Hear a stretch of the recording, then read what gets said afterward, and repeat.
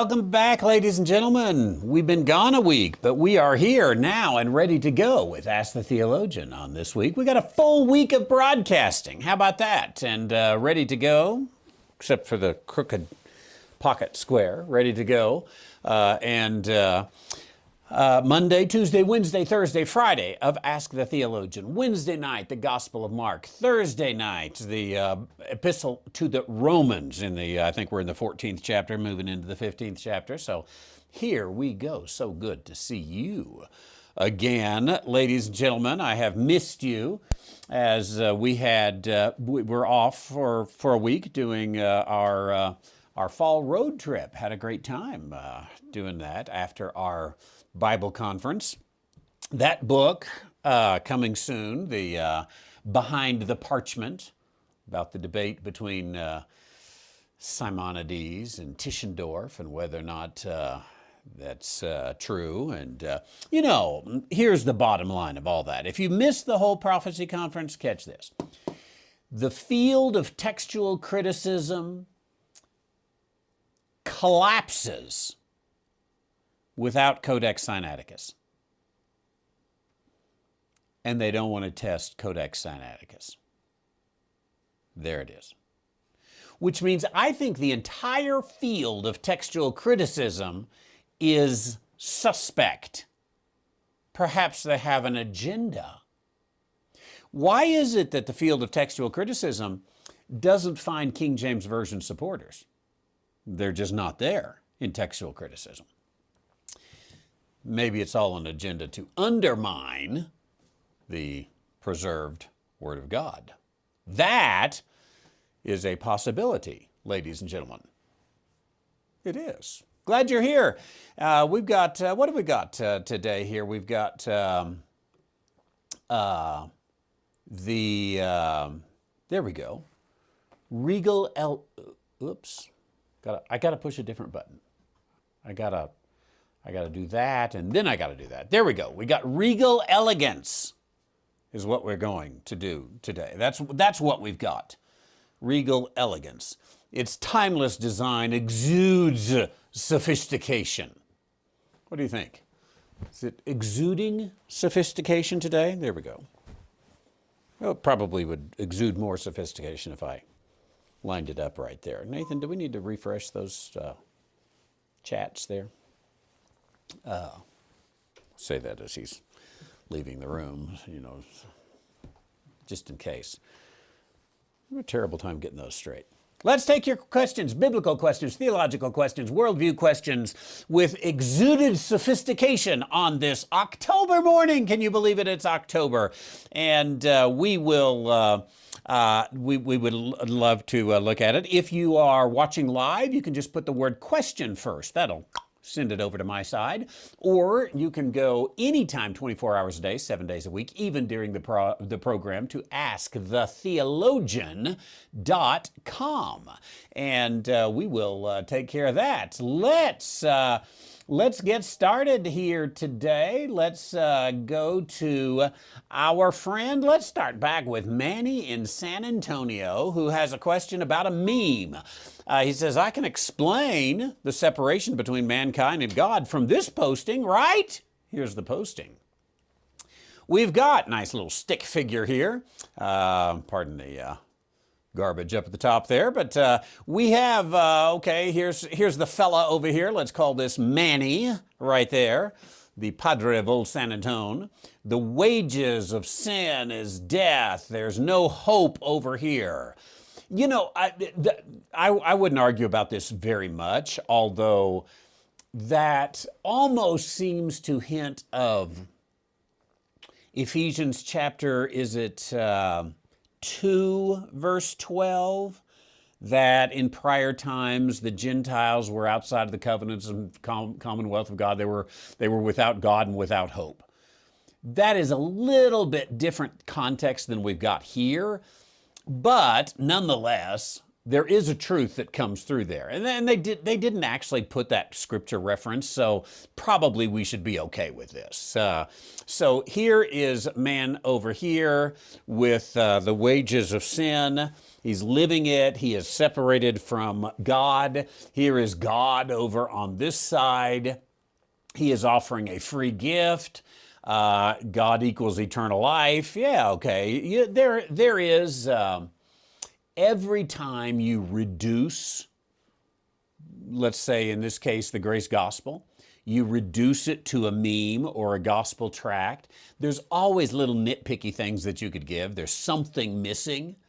There's more information that could be given, but that's inherent with boiling it down to a meme.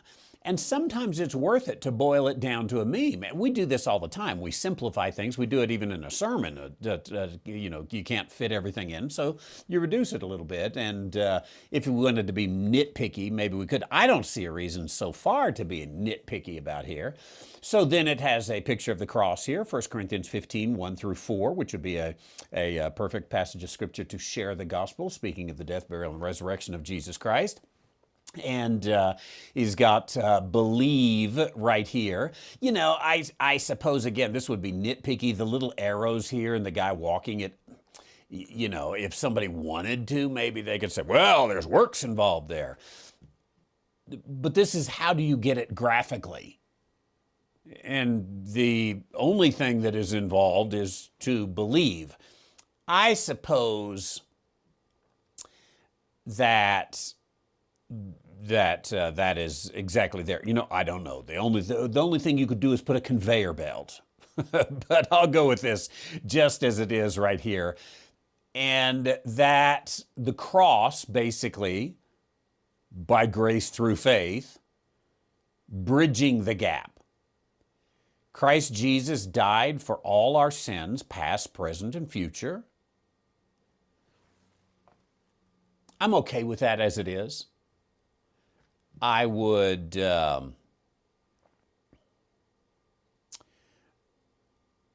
probably prefer, if I was writing it, to tweak it just a little bit, that Christ's death, I would have to abbreviate this somehow. Christ's death results in our trespasses not being held against us, both past, present, and future. Again, you need to boil that down a little bit to fit. He was buried and rose again for our justification. I would probably put he died, was buried, and rose again. We simply trust in his finished work, God's gift to us for eternal salvation. So the question is, I can explain separation between mankind and God from this posting, right? Yeah, I doubt, if you're going to reduce it to a meme, I doubt you're going to get much better than that. Maybe if we got 10 or 12 of us together and we tweaked that a little bit, you might get there. But I honestly, I kind of like it. And I do think there's a good reason to have that. You know, you print a little card, you hand it to someone at the convenience store, whatever it is, just to be able to drop that off, move on your way, they move on their way, is an appropriate thing. And yeah, I think you got a good one there. Manny in San Antonio, thanks for the first question. Back after a week of Randy White Ministries road trip, which was fun. Let's go to Larry in Grand Blanc, Michigan, who says, I've been listening to you for about 3 months now. Very insightful. Thank you. And have never heard you mention Justin Johnson of Grace Ambassadors. They have a verse-by-verse mid-Acts right division ministry. If you know of him, what is your opinion of his ministry? I know of him, and obviously I think he's one of the better known mid-Acts teachers. And let's see, what is the Grace Ambassadors? Yes. Let's just go to their website here for Grace Ambassadors. coming up here quickly. Yeah, there we go. It looks like they've got a seminar coming up. Lessons here. Dispensational chart. I don't know if they put together this chart or not. It's a very good chart. What have they got? Verse by verse. So here you can easily go through and select from their verse by verse. I have not used them much. Everything I hear is good. I would say those who are wanting to know mid-Acts dispensationalism and want to get a few perspectives of mid-Acts dispensationalism is probably a good place to go. You know, there's a couple of things. One is I have no doubt, even though I don't know if I've ever fully listened to a Justin Johnson sermon. I think, is he the one that has the little book, God's Not Talking to You? I think he might have that little book. I could be wrong on that. But if so, I've read that book. But I don't listen to a lot of these other, and it's not that I don't like them. It's just that I don't have time for it, and they don't have time to listen to me either. They're, we're all very busy preaching the word, so all that's good. I think on your end, those of you out there, you say, okay, I'm studying maybe what have we got here? I'm studying, let's say John. There's the Gospel of John, and let's just go to the Gospel of John a little bit because you say, well, Randy White's got a series on John, and Justin Johnson's got a series on John, and yeah, here you go. He's got 40 lessons. I think I've got I don't know. I don't know how many I have. I want to say I have more than 40, but I'm not sure. So let's take a look, see what his outlines look like. Easy to download. They're in outline form, which is concise. It's not always the most thorough. I used to do this. I've tried to become more thorough in recent years. And have it more in paragraph form that helps say, okay, what were you thinking? What? Because sometimes I go back to my outlines and I'm not sure what I was thinking. So I try to do that. But anyway, getting these multiple perspectives, I think, can be a good thing, especially if you didn't understand what I said. You want to know what someone else says? Go back and listen to those videos and check it out. Now, I also think that there is a lot, and we just ought to admit this, there is a lot that depends on personality.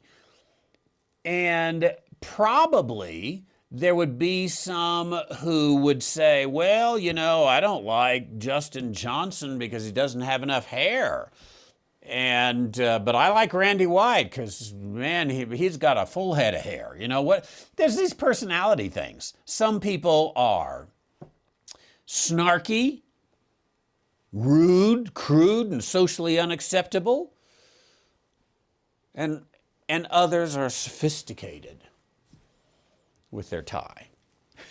Regal elegance. Personality makes it. Some people are good with kind of all personalities, whatever it is. I'm just here for the content, and they're good with that. So find some or several that you like and use them and take advantage of them and carry that out.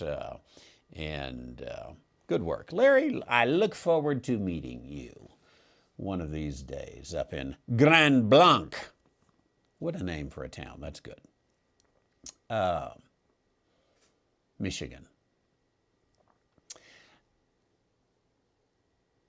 James.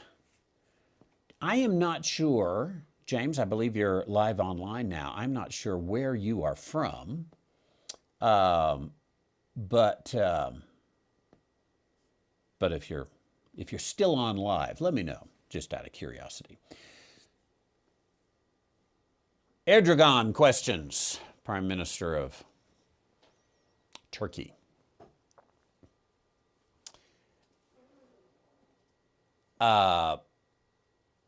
Two questions that come together. If Erdogan, I think I'm pronouncing it right, the Turkish leader, invades Syria and Iraq, will he genocide the Kurds and the Medes to the point they have to align with Iran, Persia? Once this alignment occurs, Turkey, Grecia would crush both of these nations. Could, therefore, Erdogan be the white horseman or the first seal that brings a quarter of the world into war? Once Daniel 8 occurs, could Ezekiel 38:39 start to form, since Iran, Persia is listed right after Gog?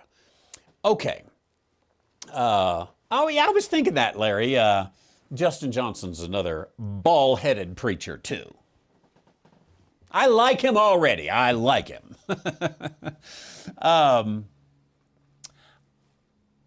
Let's take James's question apart just a little bit. Let's talk theoretically. Could Erdogan be the white horseman or the first seal that brings one quarter into war? This comes from Revelation chapter 6. There is very little about the first seal in Revelation chapter 6, and we would have to probably pull from some other scriptures, but even at that, we would get very little. And so here, let's see, when he had, here's the totality. Revelation chapter 6, verse 2. I saw and behold a white horse. He that sat upon him had a bow, and a crown was given unto him, and he went forth conquering and to conquer. Could that be Erdogan? My premise is that the rider of the white horse is also the Antichrist. But you could question the assumptions on that. Could they be two different people? The Antichrist, I think, is not known when he is released. Here's this guy that goes forth, but don't know who it is until afterwards. But could you put forth a premise that someone like one of today's world political leaders could come forth as the white horseman, and later the Antichrist comes and is a different person? I've not put that thought together, but I think you could probably put together a decent case. If I were going to argue that Erdogan was the white horseman, I probably would want to argue that, because I don't think that Erdogan fits the criteria of some of the, unless he's Jewish. I don't think Erdogan's Jewish, but if it turns out he's Jewish, then okay, that would be even more intriguing to me. But let's just put it in its simplest form. Could he be the first horseman of the apocalypse? The answer would have to be yes, I think. Textually, he absolutely could be. He's in the right neighborhood. He has the possibility of doing the right things, right in terms of what the rider of the horseman would, the rider of the white horse would do. And so he then could go in, invade Syria, invade Iraq, carry out genocide among the Kurds and the Medes, causing them to align with the Iranians, and entering into alignment with Greece, bringing together that Seleucid Empire one more time of Turkey and Greece, the Eastern Roman Empire, basically bringing it together again, and crush those nations, and then institute the beginning of the Ezekiel 38-39 war. And I think the Ezekiel 38 is a war that is separated. It's a war over time. You've got the beginning of the war. It ends with the Battle of Armageddon, and there's a pause in between. So theoretically, I think the answer would be yes, it could happen. It's not impossible according to the biblical text. Now that's theoretically. Let's talk geopolitically. Erdogan invades Syria and Iraq. Turkey is part of NATO. NATO is weak, but NATO probably would not want him to attack Syria and Iraq, so he probably needs to relieve himself of NATO if he does it. Is he ready to relieve himself of NATO? If he is, this would be a good time because Putin is weak. He's busy in Ukraine. I don't think a few years ago he would have wanted to get rid of NATO because he wants the NATO defense forces to come in if Russia ever comes in and decides to take Turkey, which they would if they were strong enough. But right now there's a weakness in Russia. Right now there's a weakness in Washington, a weakness of will, a weakness of strategy, a weakness of moral courage. So little to nothing would be done out of Washington. Little to nothing would be done out of Russia. This would be the time, if you're going to try to make a rise, if he's going to do it, the best thing that he could do would be to hit surprise, hit fast, and hit strong. And hope that that works. If that works, you got a chance. You're gonna make it up front, or you're gonna die up front.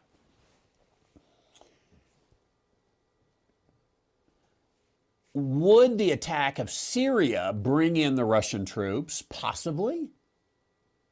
I don't know that Turkey's got enough to go by. Again, unless they do a surprise attack quick and hard onto Syria. And the same would be with Iraq. Iraq probably wouldn't be the Russians coming in, but probably would be the United States coming in. That would be ally versus ally. The United States is an ally with Turkey. The United States is an ally with Iraq in a sort. And these would be coming in together. I would say that Erdogan would have to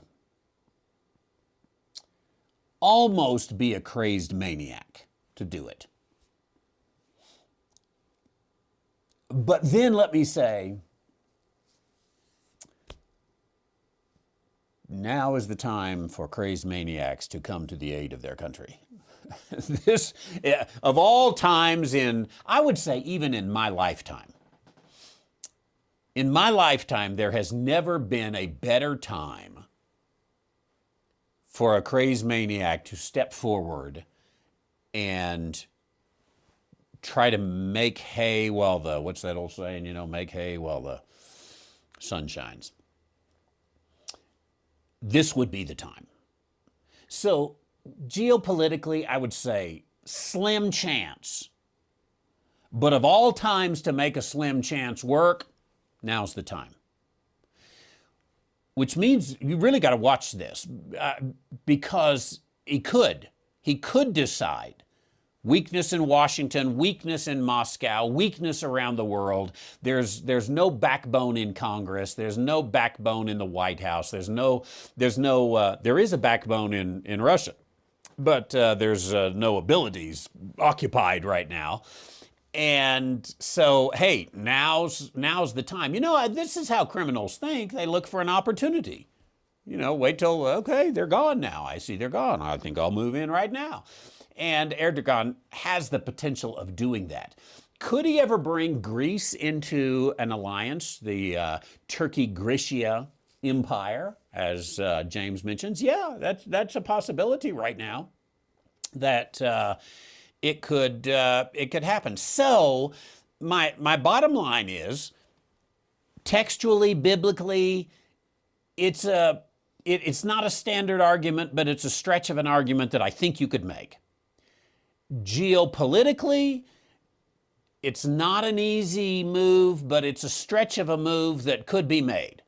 So I guess in the end, I would say it's an outside chance, but yeah, it's definitely a chance. And that would have to be taken into account and should be taken into account through there. Yeah, appreciate that.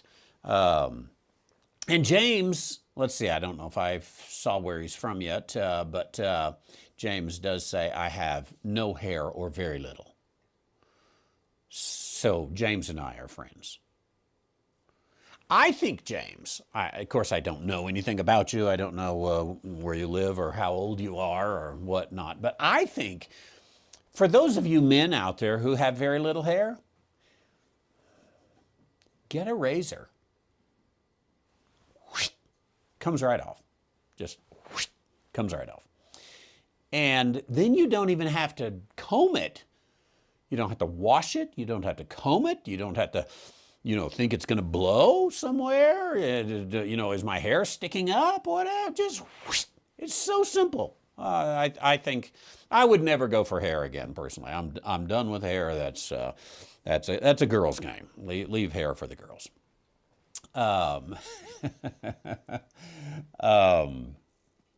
Thanks for that good question there, James. Appreciate that.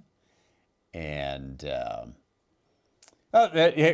James has got a comment on it. I believe Erdogan will use the same conquering path that Alexander the Great from Turkey. He invades Syria, then he drives through Lebanon to Tyre, then to Israel and to Egypt. If he's going to do it, he should, if he's going to do it. If I was advising him, I would say spend the next, I don't know how much time you've got, but whatever time you've got, spend it studying military history. It's not the first war that's ever been fought. Learn military history, learn military strategy, going back to the ancient days, including Alexander the Great. Every battle that you can find that's ever been fought in Syria, in the Levant, down from Egypt, Israel, Tyre, Syria, Iraq, Iran, Jordan. If there was a battle ever fought there, study it and see what they did. Because the topography is still the same. Might be a few, obviously, some things that are a little different on the ground. There's obviously some different material that's available to you, but study those things. And so that would make sense that he would use the same conquering path Alexander the Great used in wiping through that area as he did. It's interesting. I wondered about that. Turkey is the second largest army in NATO, other than the United States. So he's got quite a few forces. Keep it up, he'll be the first largest.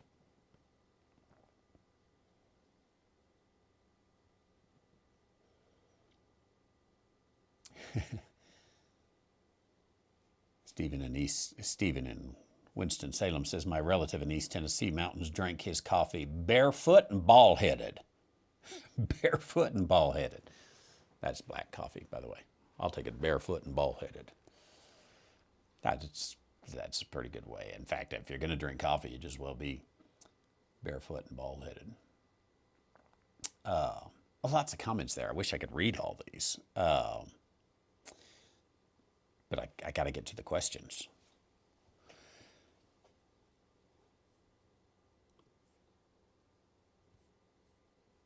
After I clean this up.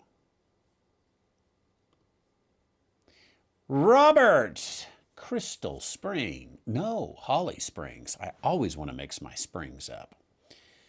Robert in Holly Springs, Mississippi. Before I go to that, I was mentioning military strategy. I see Kelly's here from Pennsylvania. Her husband, Christian Keller, professor of military history. If Erdogan is going to invade, he ought to call Christian Keller. Now, Christian Keller shouldn't take the job, but nonetheless, he ought to call, because I have been listening. The Great Partnership is the book by Christian Keller, Kelly's husband. And I have been listening to it on audiobook, learning all about. And let me tell you, I learned something interesting just this morning on the way to work. I thought was insightful. The book has a lot. I'm not far into the book, but the book has a lot of discussion about Robert E. Lee and Stonewall Jackson and the great partnership that they had, and a lot about their faith, which is kind of interesting. As a man who likes history and a man who likes faith, I think it's an interesting read. So, Stonewall Jackson, Christian B. Keller actually says, well, he didn't say this in so many words. I'm going to put it this way. He said that on certain occasions, Stonewall Jackson prayed too much. And I thought, I like what he's saying here. You can't totally spiritualize a war. You have to study some military strategy and have everything lined up and be ready to go. And sometimes Stonewall Jackson would pray all night. And he needed, and in fact, this is a paraphrase, but what was said was, it was really nice that he prayed all night, but what he needed was a good night's sleep so that he would be refreshed the next day. There's a lot of interesting insight there. And that, that kind of sounds like, if you didn't know, you might say, that's from someone who's anti-religious. Well, he's not. The author's not. He's showing some signs of being a good right divider, to say, you can I put it this way? You rightly divide your prayer life. And if you've got to be alert the next day and ready to go, stand up all night and pray, and it probably is not the thing to do. Getting a good night's sleep is the thing to do. And anyway, that came in from military strategy. Okay, sorry about that. Diverged there just a little bit, but let's go to Robert in Holly Springs. What's your take on GMO in food products? The political hot potato comes my way. Genetically modified, what is it? Oh, GMO. Organism. Genetically modified organism. I think we have to take each case individually. I wish there was an easy blanket, here's the answer if it comes to GMO. But I don't think there is. Each case individually. And the reason I say this is because genetically modified organism is too broad. There's genetic modification that we don't want, and there's genetic modification that we've been eating and consuming for years and years and years. So, for example, I don't know, let's take chili peppers.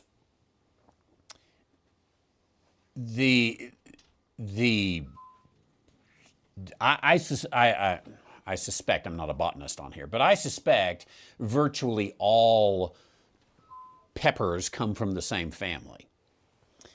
The reason you've got jalapeno peppers and bell peppers and green chili is because they genetically modified it. Now, that is, they took several varieties, they propagated it together in order to come up with a new variety, and they carried that out. Let me give you a very easy example. Seedless watermelon. Seedless watermelon is genetically modified. Not too many of us are afraid of eating seedless watermelon. We would take and say, hey, seedless watermelon, yeah, only bummer with seedless watermelon is you can't have a spitting contest afterwards. And so we would eat it. We would not be worried about our health because of seedless water. But it's a genetically modified organism. That ain't natural.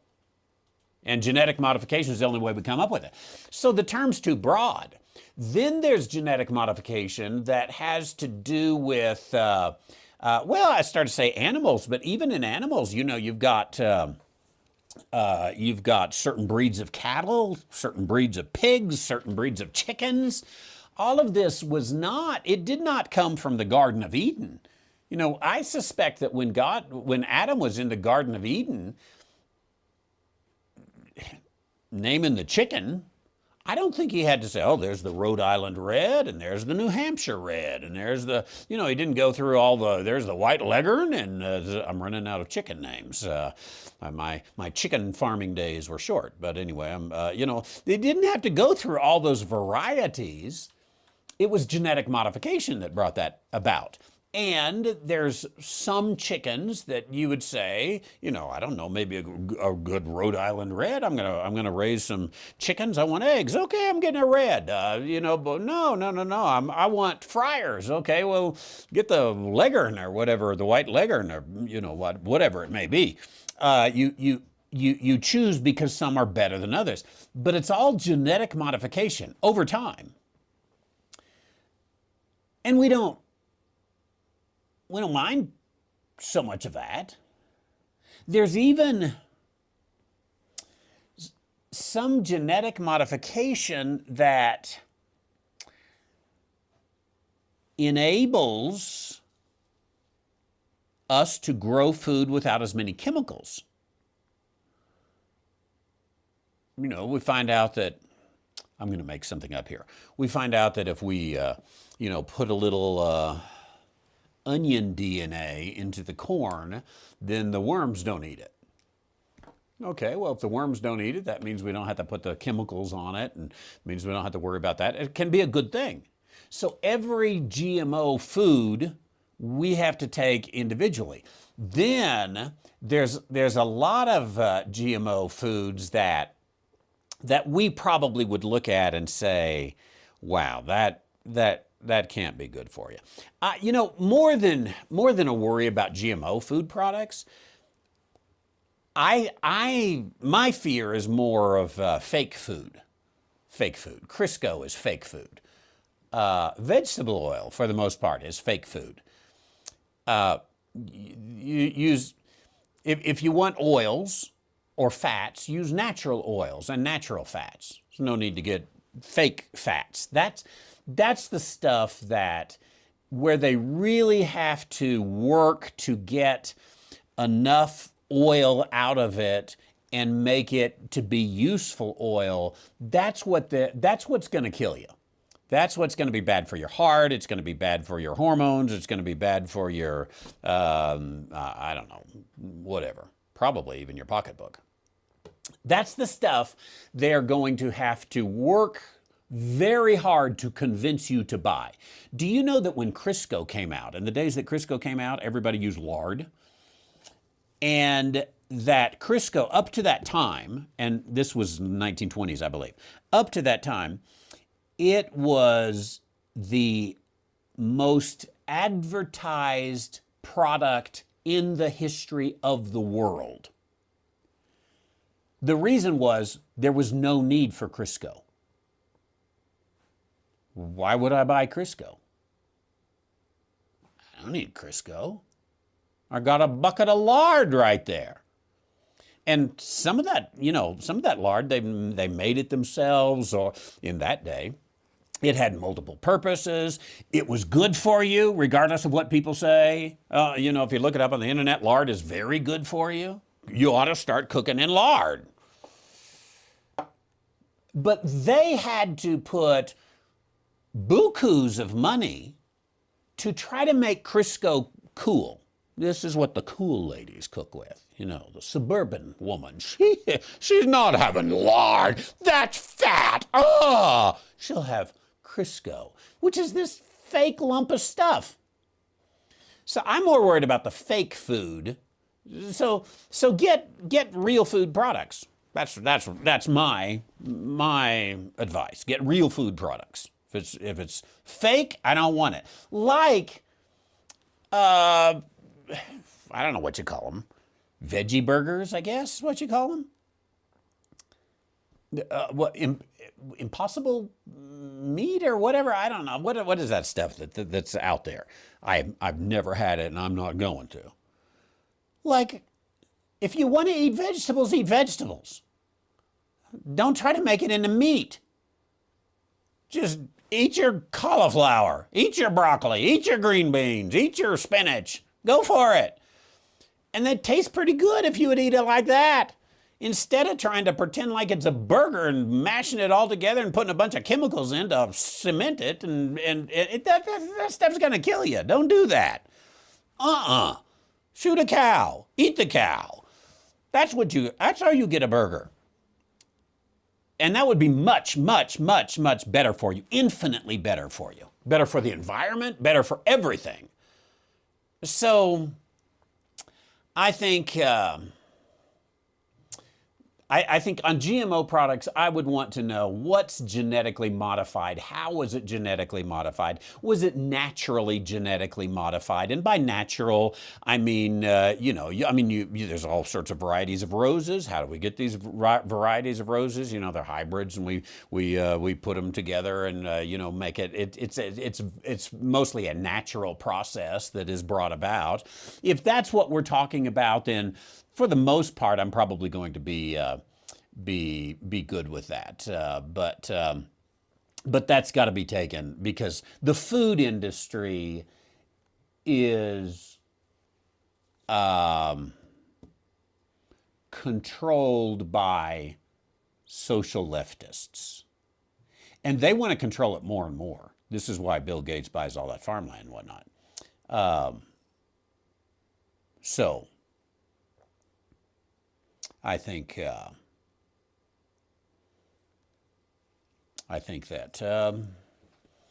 I would take GMO one step at a time. Oh, that's interesting, Lisa. Until 1996, McDonald's used beef tallow to fry the French fries. That's what they should use today.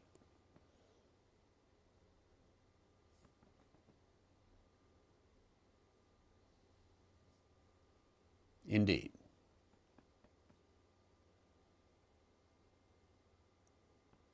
Now, Deb brings up a good point. Some seeds have been GMO'd with pesticides too. Now, seeds have been GMO'd. For example, the seedless watermelon. Seedless watermelon, as I understand it, they genetically modify to come to the end of the line. They get a seed for a seedless watermelon. But that seed is going to not produce seeds. You cannot have only seedless watermelon. Next year there would be no watermelon. You have to grow seedless watermelon right next to seeded watermelon. And it takes a few generations to get to the seedless. I don't know why I know this.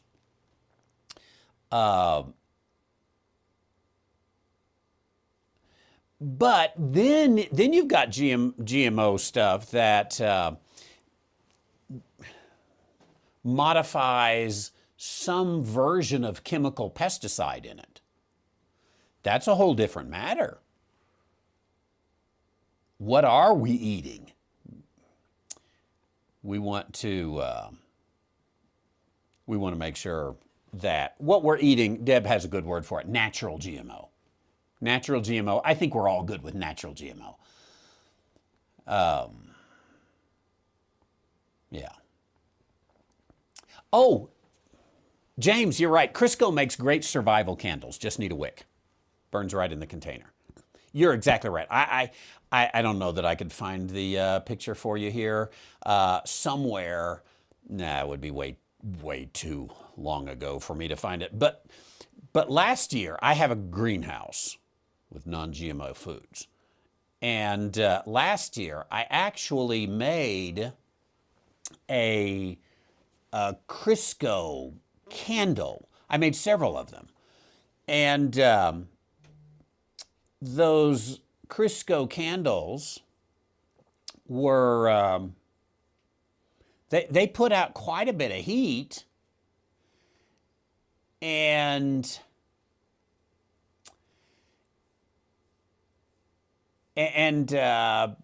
it's cheap. In fact, I bought the off-brand Crisco to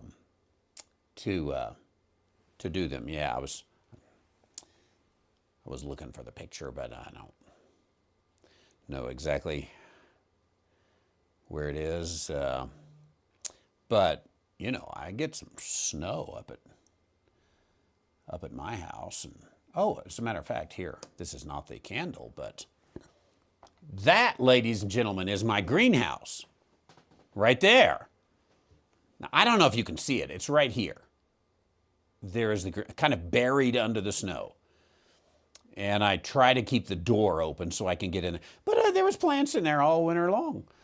And part of the time, I just used like 6 Crisco candles. They'll put out a lot of heat. That's what Crisco's for. And get the off-brand Crisco. Why pay for the name brand? Stick a little wick in there. I put clay pots around it so they would kind of get the heat. And yeah, they make great heaters. Or a light source, yeah, if you need all that.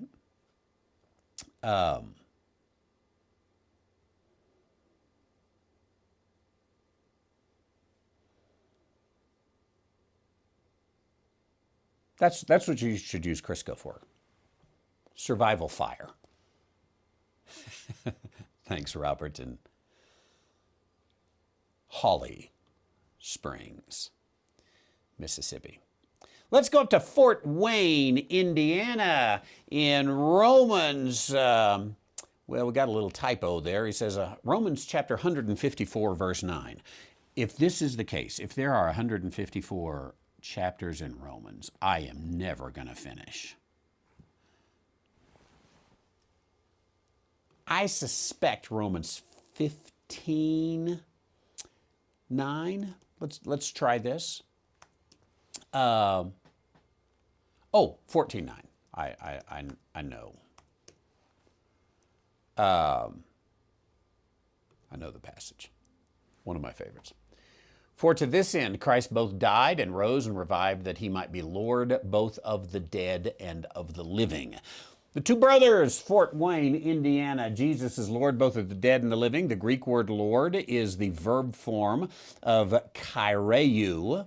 It's in the aorist active subjunctive. Can you help me understand how Jesus is Lord in that sense? Okay. Let's... I want to double check. I think you are absolutely right, but I do want to double check that tense, Romans 14:9, that he might be Lord, verb, aorist, active, subjunctive. Yes, exactly what you said. Aorist, active, and subjunctive. Now, let's put that together. Aorist is a point in time. The key to the aorist is it can be past, present, or future. Often translated as past, but does not have to be past. Could be future. Active means the subject is doing it. In this case, the subject is Christ. Subjunctive means it is subject to whatever it may be. That he might be. That might is where that comes in. And let me just check that. Yes, it's all kuriase is actually the form that is used there.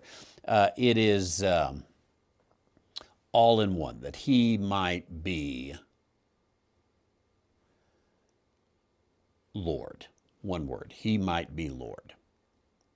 Can you help me understand how Jesus is Lord in that sense?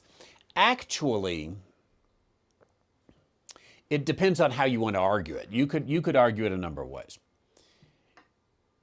You could take Romans 14:9, and you could say he might be Lord. There's what we're looking at there. Let's go ahead and highlight that. So that he might be Lord. You could say this was subject to the death, burial, and resurrection. This is normally the way I take this. It was subject to the death, burial, and resurrection, then he could be Lord. Well, after the criteria is met, that is, there was a death, burial, and resurrection, then he became Lord at that point. It's one way to put it. You could also put it in the future.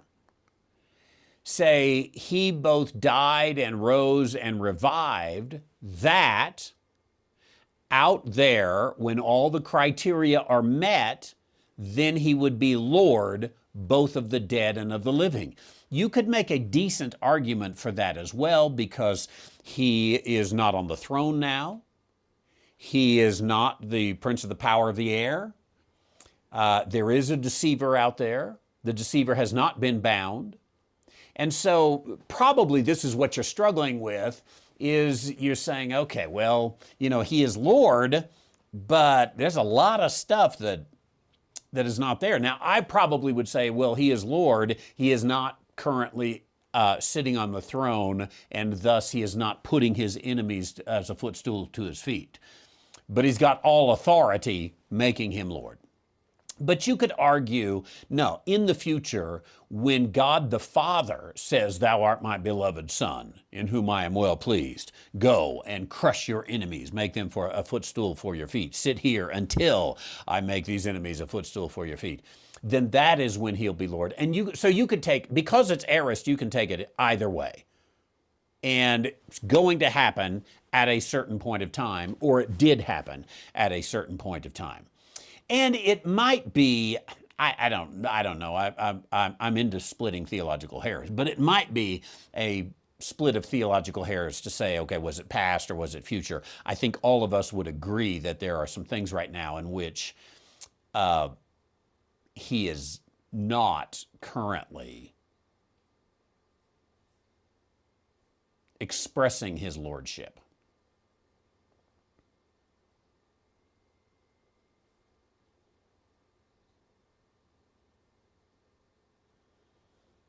Thank you. Yeah, I wonder how many of you grow your own garden. Valerie says, you need your own garden. You can can for the winter. How many of you grow your own garden? I don't grow much, honestly. I have the greenhouse. Shelley likes to grow flowers. Can't eat flowers for the most part. You could, but I'm not into it. We grow some herbs. We grow some tomatoes, some zucchini, that kind of stuff. In the winter, some winter crops, but not enough to live on. But how many of you out there are gardeners? Probably everyone's tried gardening from time to time. It's not that hard, and it's the hardest thing you've ever done. How's that? It's like anybody can grow a garden, but man, you have to work on it to get that done. Let's go back to James, who's almost bald, who says, Randy, do you think Daniel 8 might be starting? Erdogan is going to leave the EU. He's opened up multiple fronts against the Kurds and the Medes the last 24 hours after the Ankara bombing. First of all, let me say I'm not totally up to date on the news because I was traveling for a week and didn't check my sources much. But let's look at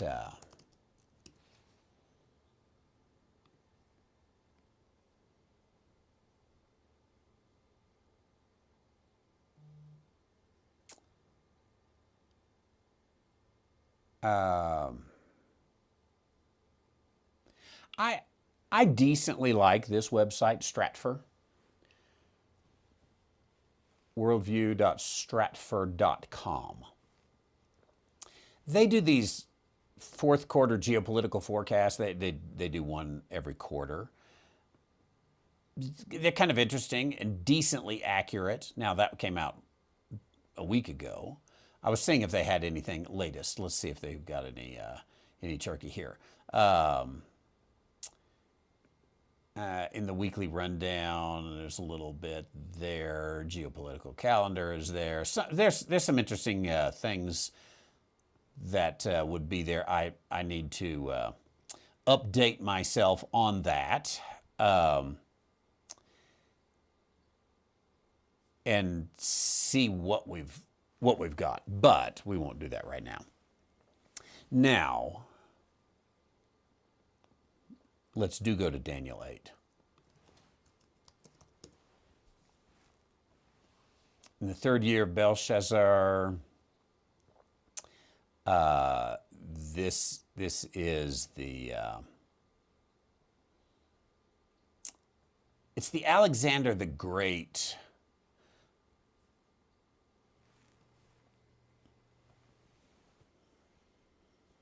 prophecy.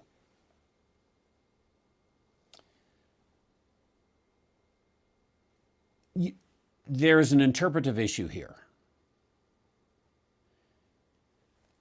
which I don't think will be solved from the text itself, which means it's always going to be an interpretive issue.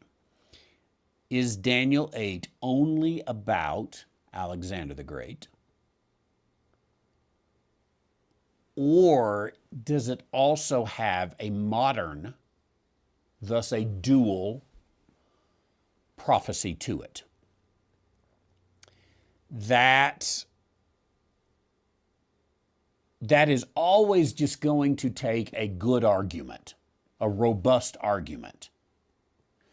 Many times, and I suppose I'm guilty of this as anybody, well, maybe not quite as anybody, but many times we as preachers don't want to involve ourselves. We might just say it could be this or it could be that. Or many times we just say it's only this and we never even bring up the possibility. I would rather have it could be this, could be that presentation than this is all that it is. I hope that when I study, and I try, sometimes I run out of time, I try to say, what other options are out there? What are other people saying? What's the crazy stuff out there? What's the good stuff out there? Have I dealt with it? Especially if I'm dealing with Daniel, I want to know what did the Jews say about it, all these kind of things. So could I develop a robust argument? I know I could develop an argument. Could I convince the ladies and gentlemen of the jury that Daniel 8, which talks about this ram pushing westward and northward and southward so that no beast might stand before him, that's normally taken as a prophecy of Alexander the Great. But can it have a modern? Let's assume that we can come up with a robust argument, because that's the assumption of the question. So do you think Daniel 8 might be starting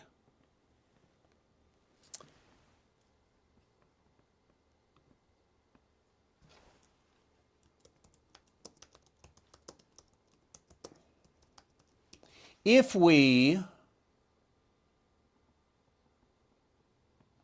look here? I tell you what, let's go to something, tremendously well-balanced. CNN. And I don't know, how do I get rid of the advertisements for lighting? Does that, well, I guess it does. That's why I usually use Brave. I'm just going to switch here and get over here to Brave and see if I can go there. Okay, there we go. See how much nicer Brave is? No advertisements. They're all moved. Okay, Turkey launches airstrikes against Kurdish militants following deadly Ankara blast. carried out airstrikes. This is, what is this? 12:34 a.m.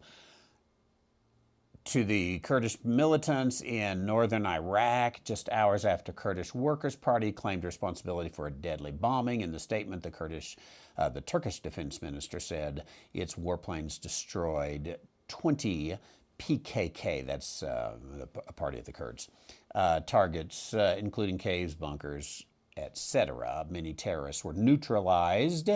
That's a nice way of saying now they're dead, by using the maximum amount of domestic and national ammunition. So they went strong, which we talked about earlier. You know, if you're going to do it, do it.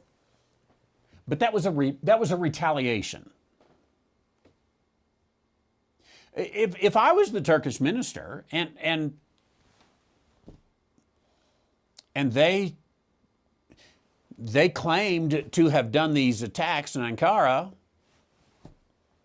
what choice does Erdogan have other than to attack and attack strong? I mean, Jimmy Carter wouldn't have done it, but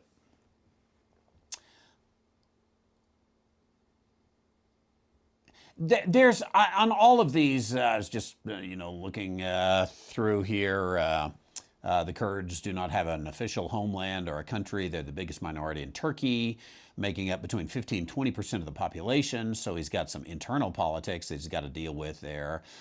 Portions of Kurdistan, which does not exist, by the way, a non-governmental region and one of the largest stateless nations around the world, are recognized by Iran, where the provinces of Kurdistan lies in Iraq, according to Ankara. The PKK trained separatist fighters. So they're spinning it at least as homeland security, as fighting against terrorists. I doubt that spin is totally right, but that's what they're doing. Is he going to take the opportunity? Is he going to have an invasion? Is he going to have a siege on Syria, on Iraq, on Lebanon, on Israel? I'll stick with slim chance, but possibly. If he's going to do it, he better not wait 2 days. He better get it. He better get it strong. He better get it hard. He better get it before anybody else can get in there and make it happen. I am not a military strategist, but that would be my advice for a bad leader. How's that? Even if he did that, I would say, as a theologian, I would say it's too early to know, is that Daniel 8? I don't know that I could definitively say that. The reason I say that is because there's been a lot of things since Alexander the Great that probably could have fit that. Napoleon went in and tried to be Alexander the Great, and I think we would say, well, Napoleon wasn't the beginning of Daniel chapter 8. And some of these things you can only see in hindsight. And the reason is, and I don't know, maybe Dr. Keller is still online with us, but my untrained mind would say there's only so many ways you can fight a war in the same arena. And therefore, these things happen over and over again. That's why they study military history. I think if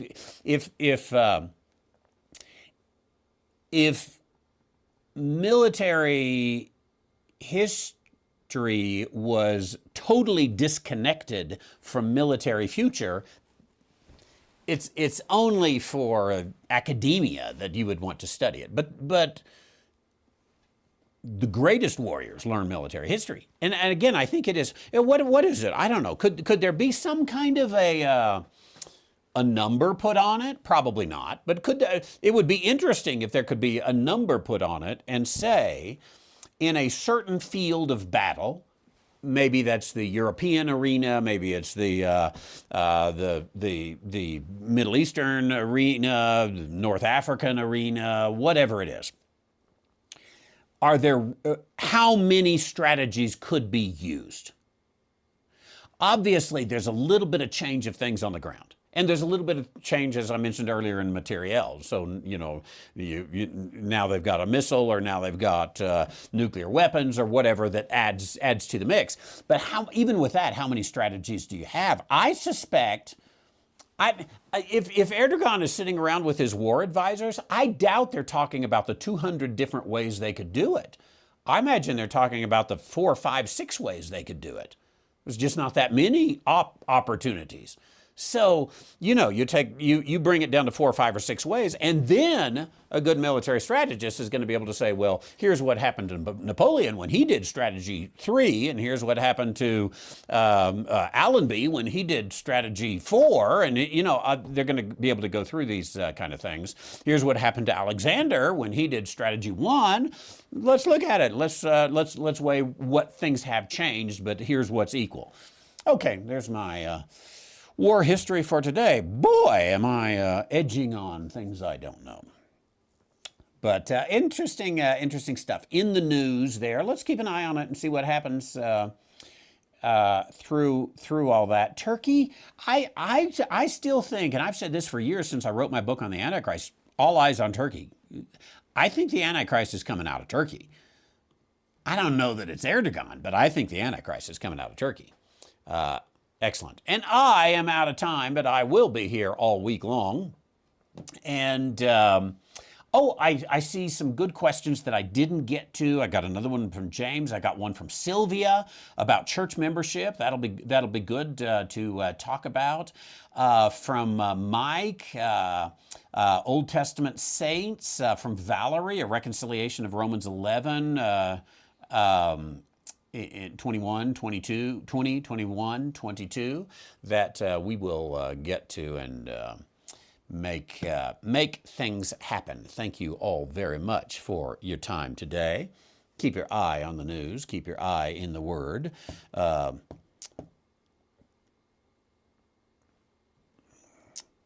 Pray, but get a good night's sleep too. You never know when you're going to need to be refreshed and ready to go.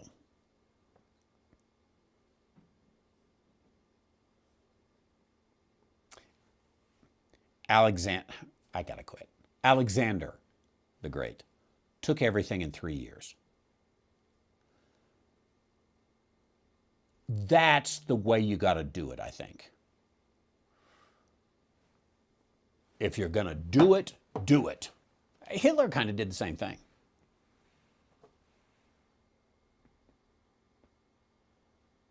And maybe that's why Putin's having a hard time in Ukraine. Maybe, I don't know. Thanks for being with us today. Biblical, theological, and worldview questions. Had a lot of worldview questions today. GMO and war and Turkey and Kurds. And even talked about a little whey. Kurds and whey. There we go. By the way, speaking of that, I started to say earlier, quit drinking fake milk. Drink real milk. It's good for you. If I was a milkman, I would sue the almond industry and the oatmeal industry for calling it milk. That ain't milk. It's watered down oatmeal or, watered down almonds or something. If you want that, go for it. But wow. I like milk from a cow. I prefer a Christian cow. I like milk from a Christian cow, basically. And I'm a whole milk guy. I want it to stick to the sides of the glass. That's how it's like, okay, that's milk. Get that. I agree with Deb. It's hard to get. Best milk is unpasteurized. Some places, it's good because they want to make it illegal to sell unpasteurized milk. You almost got to know the farmer. And so try to meet a farmer, I guess, is the milk duds. That's not bad. Milk duds. I wish tomorrow I'll show you the 4th grade lessons on how to read the King James. I might even print this. It's in our John Nelson Darby Academy, our new curriculum that we've been putting, English class, and it goes back into Middle English.